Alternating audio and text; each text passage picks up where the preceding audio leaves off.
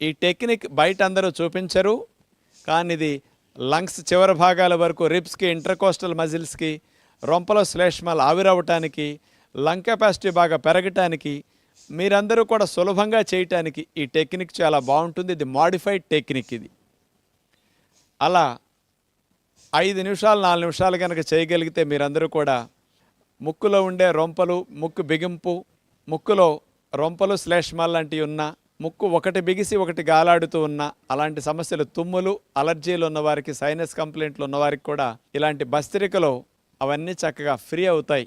కాబట్టి ప్రాణాయామంలో ముందుగా ఇలాంటి చేయగలిగితే శ్వాస మార్గంలో ఉన్న అవరోధాలన్నీ కూడా మంచిగా తొలగటానికి ఈ ప్రాణాయామం మంచిగా ఉపయోగపడుతుంది. ఇక రెండో ప్రాణాయామం కపాలభాతి ప్రాణాయామం. గాలిని వదలటం మీద మన శ్రద్ధ పెట్టి 2 ముక్కు రంధ్రాల ద్వారా ఫోర్స్ఫుల్గా గాలిని వదిలేస్తూ ఉండాలి. డొక్క లోపలికి ఆటోమేటిక్గా గాలిని వదిలేటప్పుడు వెళ్ళిపోతూ ఉంటుంది. మీరు అక్కడ చేతిని గమనిస్తే మీ అందరికీ అర్థమవుతుంది. గాలిని వదిలేటప్పుడు డొక్క లోపలికి వెళుతూ ఉంటుంది. మన మనసంతా కూడా ముక్కు రంధ్రాల దగ్గర గాలిని వదిలేదాని మీద శ్రద్ధ పెట్టినప్పుడు కపాలభాతి ప్రాణాయామం బాగా వస్తుంది. ఇలా చేయటం ద్వారా ప్యాంక్రియాస్, లివర్, ప్రేగులు, పొట్ట వీటన్నిటిలో కూడా మంచి కదలికలు వస్తాయి. వాటన్నిటికీ మంచి మసాజ్ చేసినట్లు అవుతుంది. బ్లడ్ సప్లై బాగా ఆ భాగాలకు బాగా పెరుగుతుంది. ముక్కు రంధ్రాల్లో ఉన్న అవరోధాలు కూడా బాగా తొలగిపోవటానికి ఈ కపాలభాతి ప్రాణాయామం బాగా ఉపయోగపడుతుంది. ఇట్లా ఒక 5 నిమిషాలు 10 నిమిషాలు కూడా కంటిన్యూ చేయొచ్చు. అలవాటు మీద మీరు సాధన పెంచుకుంటూ వెళితే ఎక్కువ నిమిషాలు కూడా దీన్ని చేయగలుగుతారు. జీర్ణకోశ సంబంధమైన సమస్యలు తగ్గించడానికి కూడా ఈ కపాలభాతి ప్రాణాయామం అద్భుతంగా పనికొస్తుంది. ఇట్లా 2 నిమిషాల సేపు 3 నిమిషాల సేపు కపాలభాతి ప్రాణాయామం చేసిన తర్వాత ఒక అర నిమిషం రిలాక్స్ అయ్యి మూడో ప్రాణాయామంగా అనులోమ విలోమ ప్రాణాయామం మనం ప్రాక్టీస్ చేస్తాం. కుడి ముక్కు ద్వారా గాలి తీసుకుని ఎడమ ద్వారా వదిలేస్తాం. ఎడమ ద్వారా గాలి తీసుకుని కుడి ద్వారా వదిలే ప్రాణాయామమే ఇది ఆల్టర్నేటివ్ బ్రీతింగ్ ప్రాణాయామం. ఉంగరపు వేలిని ఎడముక్కు రంధ్రం మీద పెట్టేసి నొక్కేసి కుడి ముక్కు ద్వారా గాలిని దీర్ఘంగా తీసుకుంటాం. పీల్చటం అయిన తర్వాత కుడి ముక్కు రంధ్రాన్ని నొక్కేసి ఎడమ ద్వారా వదిలేస్తాం. మరలా ఎడమ ద్వారా గాలిని దీర్ఘంగా పీల్చేసి కుడి ద్వారా వదిలేస్తాం. ఇలా ఒకసారి చేయటం అయింది. మరలా రెండోసారి కుడి ముక్కు ద్వారా దీర్ఘంగా పీల్చుకుని ఎడమ ద్వారా దాన్ని వదిలేస్తాం. ఎడమ రంధ్రం ద్వారా దీర్ఘంగా గాలిని పీల్చుకుని కుడి ద్వారా వదిలేస్తాం. అదే విధముగా మరలా రిపీట్ చేస్తాం. కుడి ద్వారా పీల్చుకోవటం, ఎడమ ద్వారా దీర్ఘంగా గాలిని వదిలేసేయాలి. మరలా ఎడమ ద్వారా పీల్చుకుని కుడి ద్వారా వదిలేస్తాం.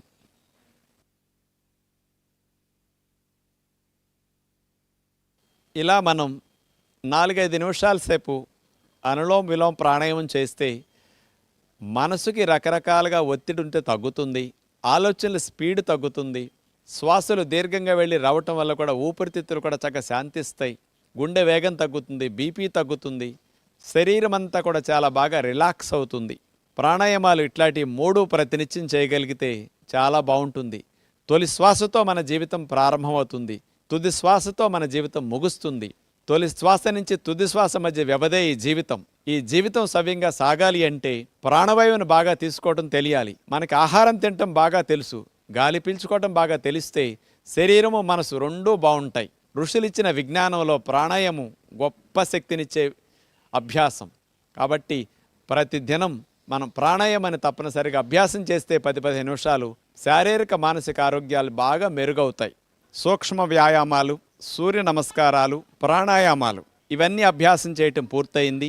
శరీరం అంతా కూడా మంచి ప్రాణవాయు సంచారం జరిగి శరీరం మనసు చక్కగా ఫ్రీ అయి ఉంటుంది. ఇలా వచ్చిన తర్వాత మనం ఆసనాలు చేయగలిగితే బాగుంటుంది. ప్రతినిత్యం మానకుండా చేయవలసిన ఆసనాలు కొన్నిటిని చూపిస్తూ, మరి కొంతమందికి కొన్ని ఆసనాలు ప్రత్యేకంగా చేస్తేనే కొన్ని సమస్యలు తగ్గుతాయి, కొన్ని సమస్యలు రాకుండా ఉంటాయి. అలాంటి వాటిని దృష్టిలో పెట్టుకుని కూడా కొన్ని కొత్త ఆసనాలు కూడా ప్రతిరోజు 2-3 మీకు చూపిస్తుంటాం. ముఖ్యంగా మనకి మెడ నొప్పి, నడుము నొప్పి, డిస్క్ ప్రాబ్లమ్స్ కానీ, సయాటిక్ పెయిన్ కానీ, లోవర్ బ్యాక్ పెయిన్ కానీ ఇట్లాంటివి చాలా ఎక్కువగా వస్తున్నాయి.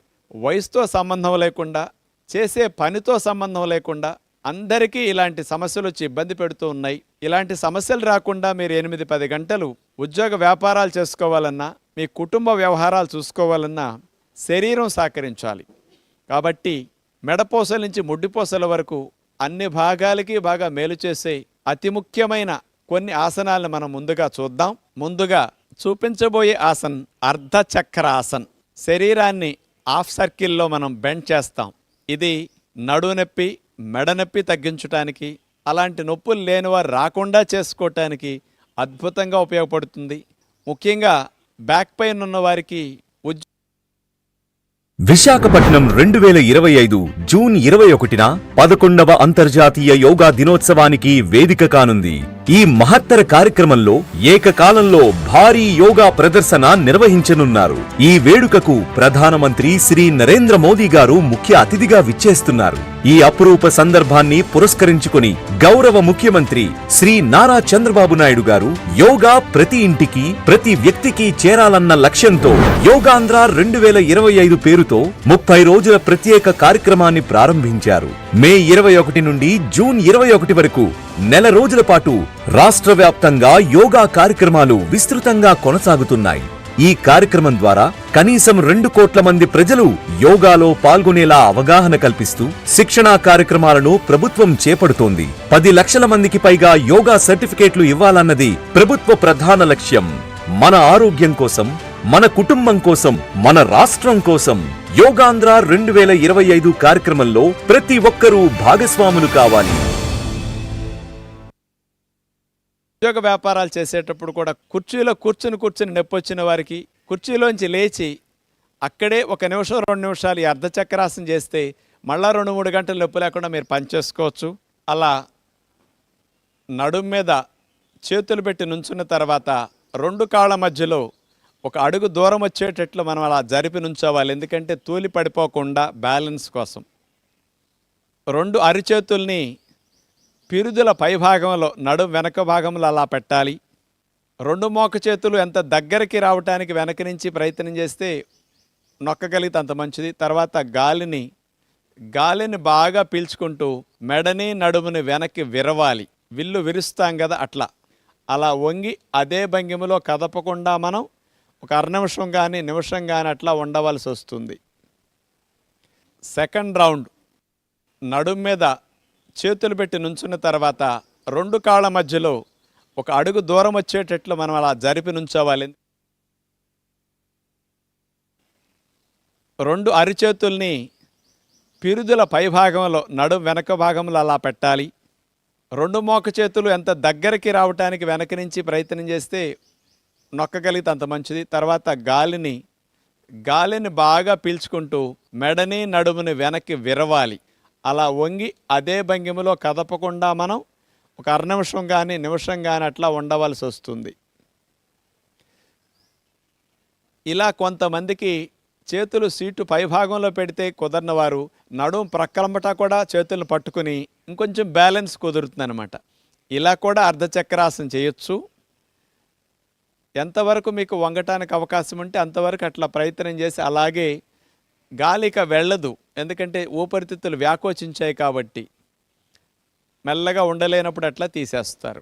ఇలా ఉద్యోగ వ్యాపారాలు చేసుకునేవారు పనిలో మధ్య మధ్యలో 2-3 సార్లు అర్ధచక్రాసనం చేస్తే ఎన్ని గంటలు చేసినా మీకు మెడ నొప్పి, నడుము నొప్పి రాకుండా ఉంటుంది. ఇప్పుడు మనం వక్రాసనం చూడబోతున్నాం. నడుముని వంకరగా తిప్పుతాం. ఈ ఆసనం వల్ల షుగర్ వ్యాధి ఉన్న వారికి ప్యాంక్రియాస్ గ్రంథిని స్టిమ్యులేట్ చేసి షుగర్ తగ్గించడానికి, లేనివారు రాకుండా చేసుకోవటానికి, వెన్నుపూసలన్నీ కూడా పక్కకు బాగా తిప్పినందువల్ల ఫ్లెక్సిబిలిటీ పెరగటానికి, వీపు కండరాలన్నీ మంచిగా రిలాక్స్ అవటానికి, ప్రక్క భాగాల్లో ఉండే కొవ్వు తగ్గటానికి వక్రాసనం బాగా మంచిది. ముందుగా కాళ్ళు 2 చాపేసి చేతులు అట్లా పెట్టి కూర్చున్న తర్వాత ఎడమ కాల్ని మోకాల దగ్గర నుంచి మడిచి కుడి మోకాల దగ్గర అట్లా పెట్టేస్తాం. ఇప్పుడు కుడి చేతిని ఎడమ మోకాలు పైనుంచి మనం అట్లా వేసి కుడి చేత్తో ఎడమ కాలిని అట్లా నెట్టుకుంటూ మెడని నడుముని ఎడమ వైపుకి తిప్పాలి. ఇప్పుడు చూడండి, నడుమంతా బాగా ట్విస్ట్ అవుతుంది. దీనివల్ల ప్యాంక్రియాస్ ఇవన్నీ కూడా స్టిమ్యులేట్ అవుతాయి. ఈ స్థితిలో గాలి రాకపోకలు ఎక్కువ ఉండవు. అలాగే ఆసన స్థితిలో కదలకుండా అదేవిధంగా స్థిరముగా మనం ఉన్నప్పుడు ఏ భాగాల్లో నొప్పి వస్తున్నదో ఆ భాగాల్లో మీకు ఈ ఆసనం ఉపయోగపడుతుందని మీరు గమనించగలరు. అలాగే కళ్ళు మూసుకుని రిలాక్స్డ్గా ఈ ఆసనంలో కదలకుండా స్థిరముగా నిమిషం నుంచి నిమిషం సేపు ఉండొచ్చు. కొత్త వారు కాస్త నొప్పులుగా ఉంటే 10 సెకండ్లు 15 సెకండ్లు వేసి కూడా తీసేసేయచ్చు. ఇట్లా ఒకవైపుకి వక్రాసనం చేసిన తర్వాత మెల్లగా చేతిని అట్లా తీసేస్తాం. దండాసనంలో హాయిగా విశ్రాంతి స్థితిలో రిలాక్స్ అవుతాం. ఇట్లా నడుముని ట్విస్ట్ చేసినప్పుడు ఆగిన రక్త ప్రసరణ మళ్ళీ సాధారణ స్థితికి వెళ్ళటానికి కోసం 10-15 సెకండ్లు అలా రిలాక్స్ అయిన తర్వాత మరో ప్రక్కకి వక్రాసనం చేస్తాం. ఈసారి ఎడమకాలు చాపేస్తాం. కుడికాల్ని మోకాల దగ్గర మడిచి ఎడమ మోకాల దగ్గర పాదాన్ని పెట్టేసి ఎడమ చేత్తో కుడి మోకాలు పైనుంచి అట్లా వేసేసి చేత్తో కాలు భాగాన్ని అట్లా పట్టుకుని కుడి చేయి వెనక్కి పెడతాం. మెడని నడుముని కుడివైపుకి అట్లా మనం ట్విస్ట్ చేయాలి. ఎంత బాగా ట్విస్ట్ చేస్తే అంత మంచిది. చేతితో కాలు భాగాన్ని నెట్టినప్పుడు కాలు వాలిపోకూడదు. కాలు వాలిపోతే ట్విస్టింగ్ సరిగా జరగదు, ఫలితం రాదు. కాబట్టి స్ట్రైట్గా అట్లా కూర్చుని నడుముని ట్విస్ట్ చేసినప్పుడే మెలి తిప్పినప్పుడే మంచి ఫలితం వస్తుంది. ఇదే విధముగా ఈ భంగిమలో కూడా నిమిషం నుంచి నిమిషం సేపు కదలకుండా ఉంటే